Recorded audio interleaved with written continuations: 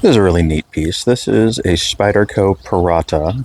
They were designed by Paul Alexander and came out about 5 years ago, I think. Definitely unique styling, but really, really tall, flat grind on that broad blade. It is just gonna slice like nobody's business. Really interesting ergonomics. It does actually feel really good in the hand. And it's crazy light. I want to say it's just a hair under 3 ounces. No liners. And it's got this really interesting StopLock mechanism. It's almost kind of like a lightweight, simplified version of the power lock that I showed on the Tatanka earlier this week. You lift up here, and that releases the lock mechanism. Focus. Basically, that little widget that pivots in behind the lock on the Tatanka and the power lock that's lifted by the lock bar release has just been simplified into one piece that you manually lift up, and then the stop pin has been removed, and the lock is the stop pin in both directions as well. Probably why it's called the stop lock. Once you get the hang of it, it is very intuitive to use. It is flickable.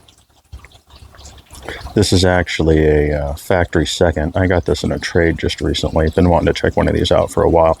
I'm not sure if it's a function of this one being a factory second or if it's a design thing, but if you release the lock on this one and let the blade fall all the way closed, it is actually contacting, I think it's that second pin in there, and has blunted the tip just a hair. Oh, guys, right there, you can see there's a little ding in the edge.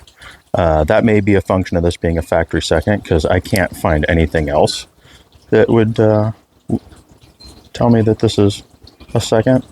Maybe the edge is a little fatter than they were supposed to come out from the factory, and normally they would be sharpened down to where it wouldn't make contact like that.